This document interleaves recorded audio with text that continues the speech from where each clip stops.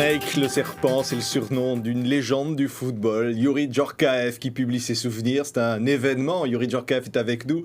Un événement parce qu'un joueur qui se raconte comme ça, qui dit tout sincèrement, d'où il vient, sa famille, ses doutes, comment il a voulu faire comme son père finalement, courir après le rêve, l'étoile. Ouais. C'était pas facile, hein. C'est pas facile à se raconter, hein.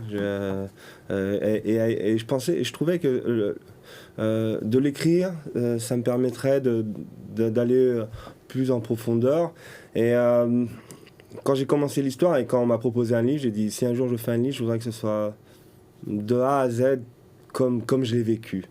Et c'est pour ça que je suis assez satisfait de ce qu'il y a à l'intérieur. Ouais. Et je disais évidemment de dire d'abord d'où vous venez, vous, Youri Djorkaeff. C'est quand même d'une famille des Djorkaeff, le père qui est quand même footballeur extraordinaire, et le fils qui va grandir en se disant quand même il y a ce rêve-là. Hein. Il y a ce rêve-là qui est proche, qui est au quotidien, hein, avec le père présent. Et un exemple, il ne m'a pas poussé à faire du football.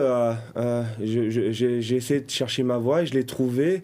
Et une fois que j'avais la vraie passion, l'amour du ballon rond, là, il a commencé petit à petit à me donner des petits conseils. Oui, c'est mieux. Oui, fais comme ça. Mais jamais fais comme ci, fais comme ça. Ouais.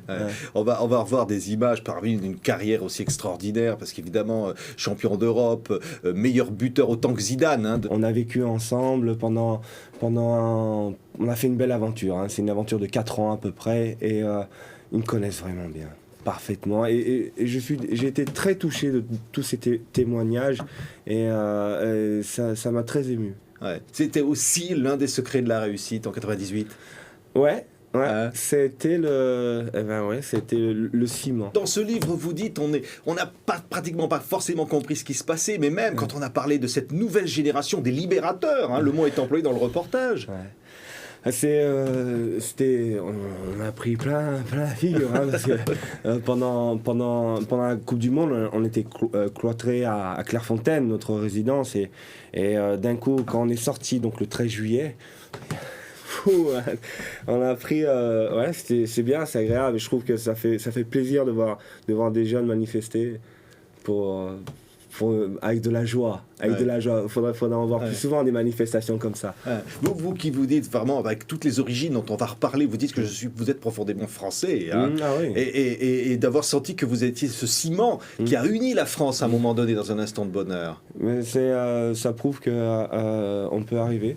On peut arriver à faire des choses intéressantes avec des origines différentes, parce que je suis français d'origine arménienne, kalmouk. Ma grand-mère paternelle était polonaise, mais le plus important, c'est l'amour que j'ai pour la France. Ouais. C'est-à-dire chanter la Marseillaise.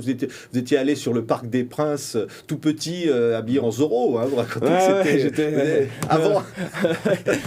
Fallait pas le dire. C'est moi qui le dis.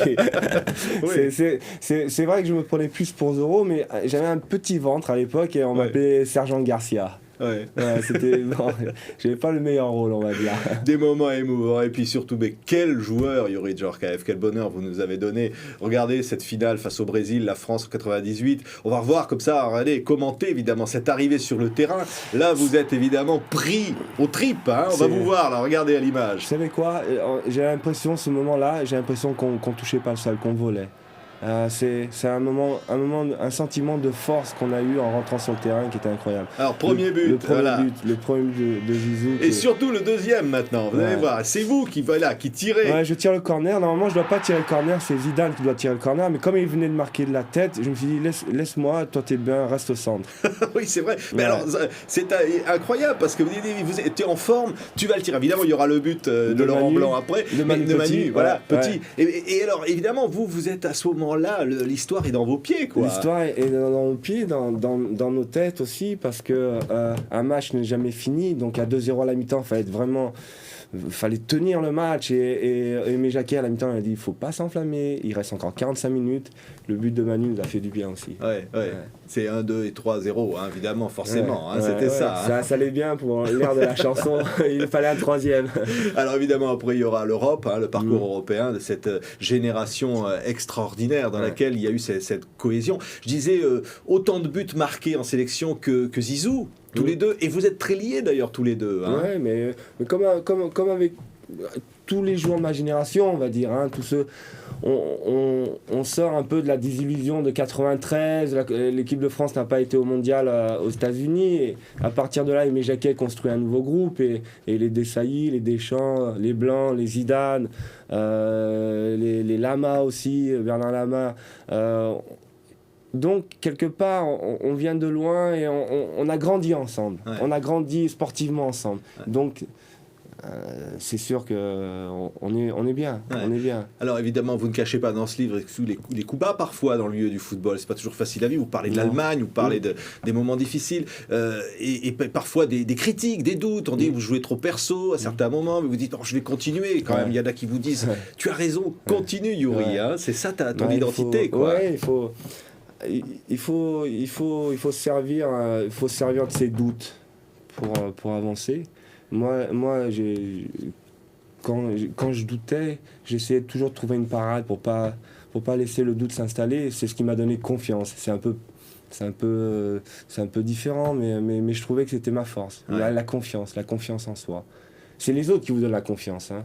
Et j'ai eu la chance d'avoir des joueurs et des entraîneurs qui m'ont donné cette confiance et j'ai pu réaliser des belles choses. Ouais, écoute, chapeau en particulier à Aimé Jacquet, évidemment, extraordinaire dans nos cœurs. Et alors, dans ce livre, on découvre un homme, tout simplement, parce que vous dites à certains moments, mais mes jambes sont des instruments de musique. C'est-à-dire, on découvre l'homme qui aime la musique, qui aime la littérature, celui qui aime l'histoire aussi, et puis qui aime aller dans les bistrots, qui aime les gens, qui aime les gens, qui aime le naturel d'un zinc de café. D'ailleurs, vous avez un café à Lyon, de vos origines, que vous n'avez jamais perdu. Non, j'aime ces lieux. Le café, je crois que ça reste un dernier endroit social où les gens, qui soient avocats ou clochards, peuvent rentrer, prendre un café et discuter. Et j'aime écouter.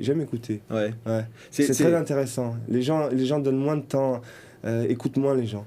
C'est-à-dire qu'évidemment, vous avez mené ce rêve jusqu'au bout, vous racontez avec émotion et c'est touchant quand vous avez acheté votre première Porsche. Vous dites quand même, je peux avoir ma Porsche. Bien sûr. Et en même temps, oui, quand même, je travaille. Il faut des fois prendre matériellement, réaliser des choses. Ouais. Et quand j'ai signé mon premier contrat à l'AS Monaco en première division, je voulais tout de suite m'acheter la Porsche. Mes parents m'ont dit attends de gagner quelque chose. 6 mois après, j'ai gagné la Coupe de France, donc le lendemain, j'ai acheté ma Porsche. Ouais. Mais je l'ai toujours. Parce que quand je conduis ma Porsche, je pense à la Coupe de France avec l'AS Monaco. Ouais, c'est magnifique ce parcours, Youri. Je voulais vraiment dire quand même dans ce livre, il y a cette famille, ses parents comme un cocon protecteur, hein, et puis de savoir d'où ils viennent, avec ses origines arméniennes, de ce qu'ils ont vécu, de ce qu'est l'histoire, et que finalement, le football a pu donner ce rêve d'arriver, comme je le disais, à toucher du doigt cette étoile. J'ai vécu avec mes grands-parents, ils étaient au quotidien avec nous et ils ont souffert, ils ont beaucoup souffert. Ils arrivent, surtout du côté maternel, ils arrivent de Turquie, ils ont vécu le génocide. Ils sont jamais pleins. Donc, comment voulez-vous qu'après, même après un gros tacle, comment voulez-vous que je me plaigne ? C'était pas possible. Et le football, c'est aussi, vous parlez du bouddhisme que vous dites, mais le football, c'est aussi une philosophie de la vie. Ça aide à respecter l'adversaire, ça aide à comprendre les choses. C'est pour ça qu'il faut qu'on soit exemplaire sur un terrain. Je crois qu'il y a beaucoup de gens qui nous regardent aujourd'hui, encore plus avec les moyens qu'il y a à disposition autour d'un stade. Donc, des fois, il faut être exemplaire.